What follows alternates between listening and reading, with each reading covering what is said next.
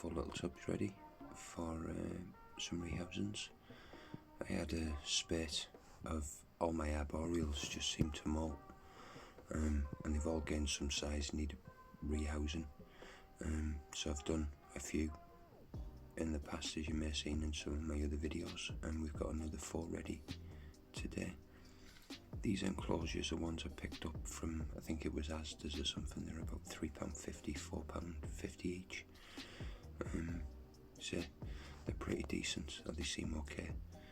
I melted some ventilation holes into the side with a soldering iron, and they've got like a twist lock seal lid on the top. So I've tried them out with one already, and I'm going to try these 4 in them. They will only be temporary, probably get 2 or 3 molds, maybe 4 in these, and then we'll look at moving them again. I just want to show this piece of wood. I really like this piece of corkback. I don't know what it was. It was just that little knuckle there for the tea to hide in. I just thought it was pretty cool. So yeah, just cracking on here, getting the 4 enclosures ready.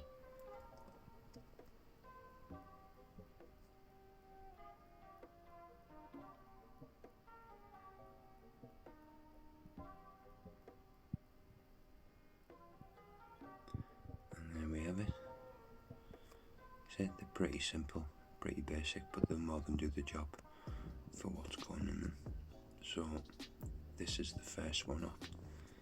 This is a freshly malted Psalmopeus irminia, the Venezuelan sun tiger.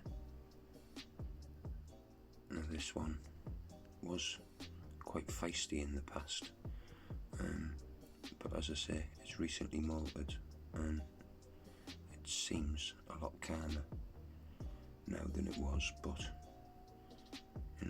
that may just be luck on this particular day, if I'm honest.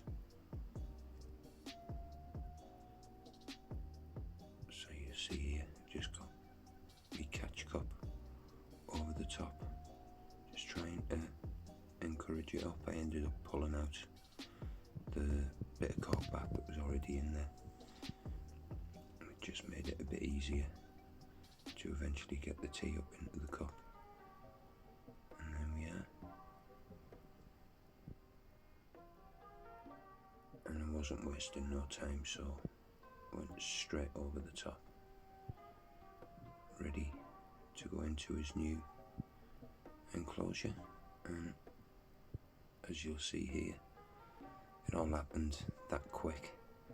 There really wasn't much to show you. Once it went into the enclosure, it disappeared.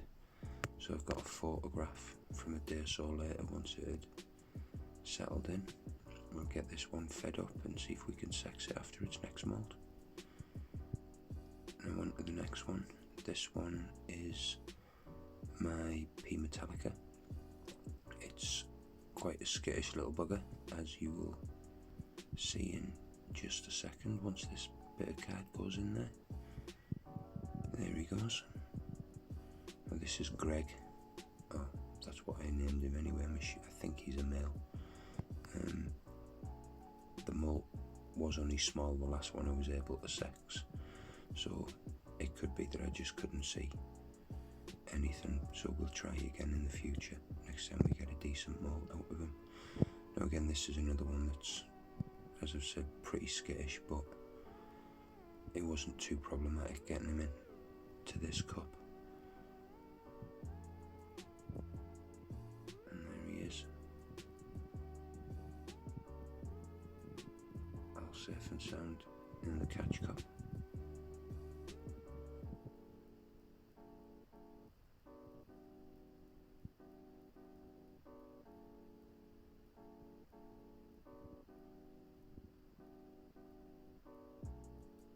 And there he goes.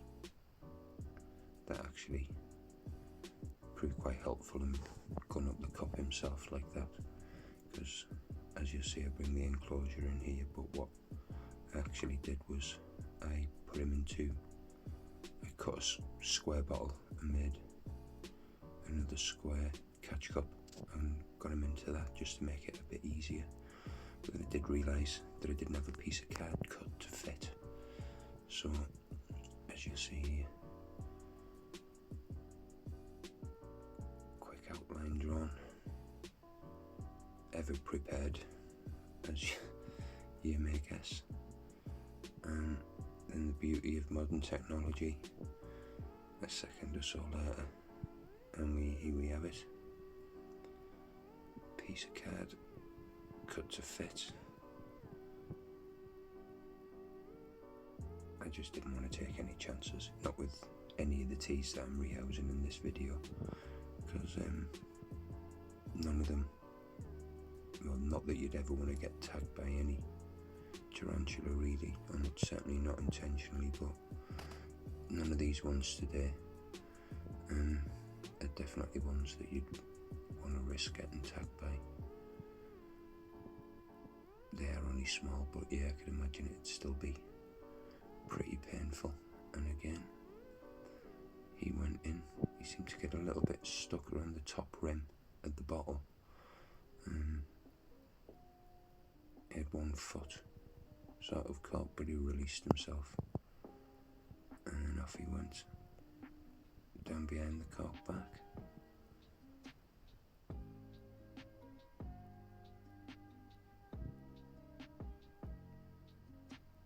A little bit of a spray, and then the lid back on, and I've got a picture coming up here. This was about 16 hours later, so he's totally webbed that cork back up. I think it may be in pre-molt, so we'll just see him when he resurfaces. On to the next one. Now this is another Psalmopeus irminia. This one was pretty stress-free. You see this one's a little bit bigger than the last one. I've got a feeling this one's about to go in to molt, or it's about to molt. I had 3 arrive a couple of years ago, all within sort of a week or a couple of weeks of each other, and I suspected they may have all been from the same egg sac at the time. Anyway, the other 2 have all molted out mature males, and this one's pretty much the same size. Everything sort of suggests that this is going to be another male, so I'd imagine he'll go in here, molt out at some point over the next few weeks, and then we'll probably be looking for a new home for him. I hope I'm wrong, but we'll just have to wait and see.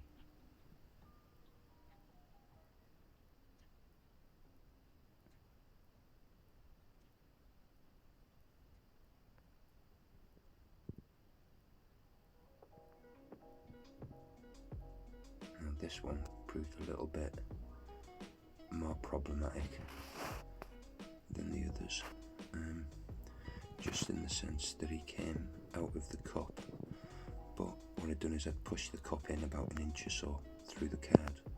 So what he's done is he's come out of the cup and gone onto the underneath of the card and just decided to stay there.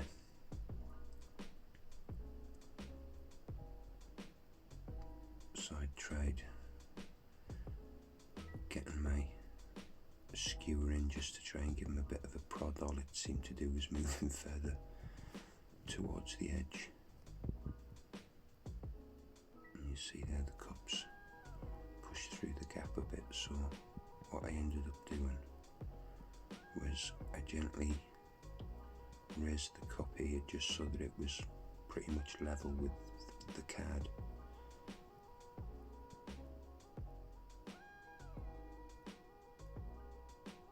Sorry, there may be a few elbows in the way over the next few seconds, but yeah, there you see I just lifted that cup gently and then was able to slide a piece of card in underneath, and eventually he did decide to come down.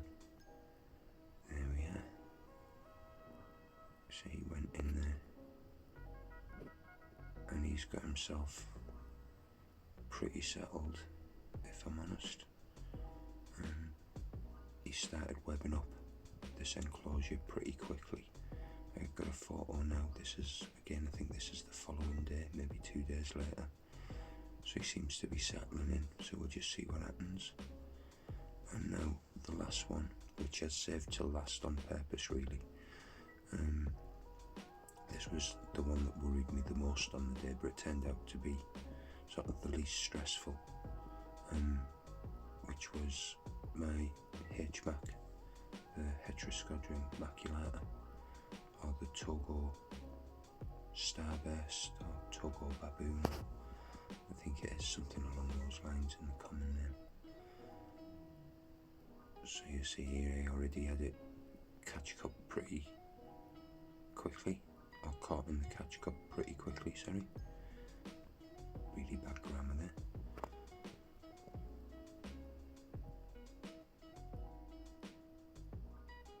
And once he was in, it was easy. Just seeing him off.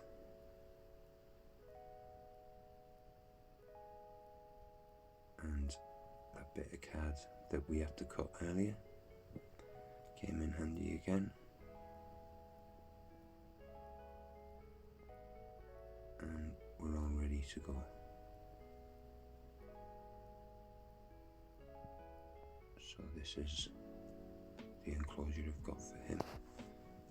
Again, they're all pretty much the same, just slightly different dimensions. Some are taller and thinner. I think there's about 4 or 5 different sizes in this range. They're pretty cool, so worth getting hold of a few, I'd say, before they discontinue them or before they stop selling them, whichever one happens first. And there you'll see that one went straight down, disappeared, and to tell you the truth, wasn't seen again for about 3 days, until I was able to get this little bit of footage, but you can see it's doing its best to hide from the light. And I was able to catch this ventral shot a little bit later on. But yeah, that's it for today, so thanks for watching, and I shall see you in the next one.